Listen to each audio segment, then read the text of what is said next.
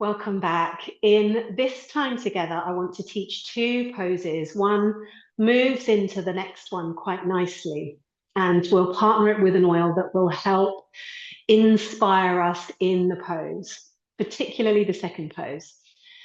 So we're going to practice together a squat, and then we will move into a crow pose. Now, don't worry, if crow pose is not in your repertoire, there'll be a way to start to access the feeling, the sensation of it without actually having to go fully into crow pose.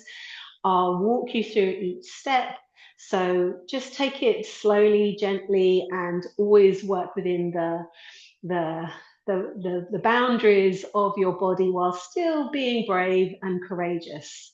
And with that in mind, the oil that I wanted to partner with this particular session is Laurel. Now, Laurel is a beautiful, beautiful oil, one of my favorite oils, and it works to instill courage. It's an oil that really helps us feel like we can do it. Like, yes, you can is the catchphrase, if you like, for Laurel. It's very good for the lungs, also for the respiratory system. It helps to buoy up the lungs and helps us to breathe nice and deeply. So if you don't have Laurel, it's also one that you might find in a respiratory blend, for example. So you might find it in a blend that is specifically for the lungs. So I'm going to take a couple of drops of this beautiful, courageous Laurel, and I'm going to rub my hands together, and I'm going to rub. In fact, first of all, I'm just going to aromatically inhale, which is such a simple way to work with the essential oils in your practice.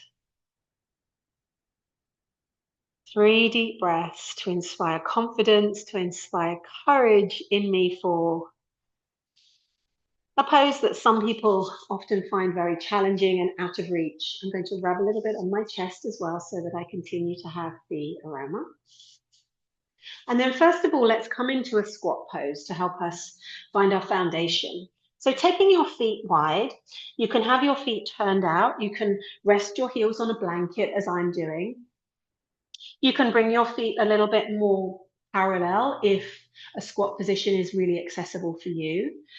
You're going to bring your elbows inside your knees and bring your hands to prayer. From here, let the tailbone drop, let the heart lift, and invite the shoulders to melt down as you coax the knees away whilst the elbows press into the knees. So you have a dual action of knees into elbows, elbows into knees. This can be a really challenging posture for a lot of people just on its own. It can be one that makes us aware of the tension we store in our hips. So when we sit down for a long time at an office desk or working on our computer or just through modern life, we find ourselves sitting a lot of tension can build up and accumulate in the hips, in the hip creases. And this is a really helpful way to invite release there. In some cultures, they spend many hours of the day actually in this position. This would be their preferred sitting position rather than a chair, and it's very good for our hips. So let's just take 2 more breaths here. One day, or maybe you're there now, we are moving the hands in front of the heart. We're squeezing the shoulders together, we're lifting the heart, dropping the tailbone. Good. And from here, we're going to move into crow pose. I'm going to turn so you can see me in a helpful way, removing the blanket from beneath the heels. So we're still in our squat position. And then we're going to take the hands flat on the floor in front of us and come high up on the balls of the feet. Can you see how high I am? Almost like I'm wearing the highest pair of stilettos anyone would ever wear. And from here, I'm going to plug my knees to the top back of my arms, almost to the armpits. And then the real key to this pose is to really engage and lift pelvic floor.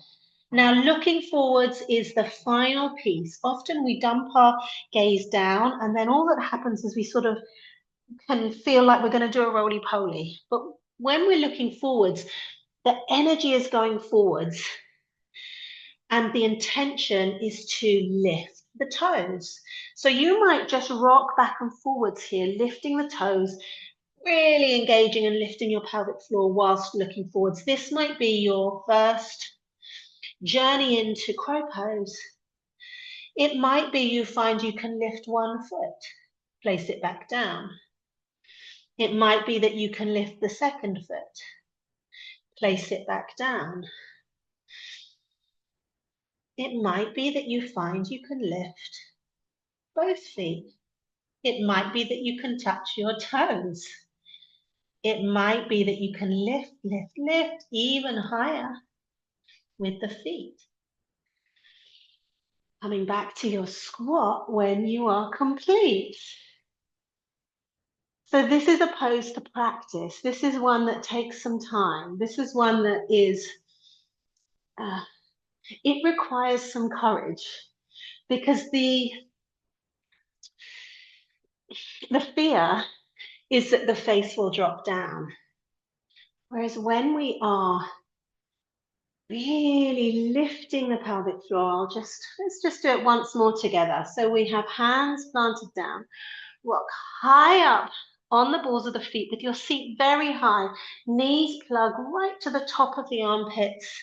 And let's just rock backwards and forwards again initially. Look forwards. When we look forwards, maybe you can breathe in some of the oil to inspire you. And find your teeter-totter. Grip the hands. And lift, most importantly, lift the pelvic floor and lift the gaze. Wonderful. What a beautiful practice. Take some time, take some courage. I hope you stick with it, and I hope this was helpful for you. Much love.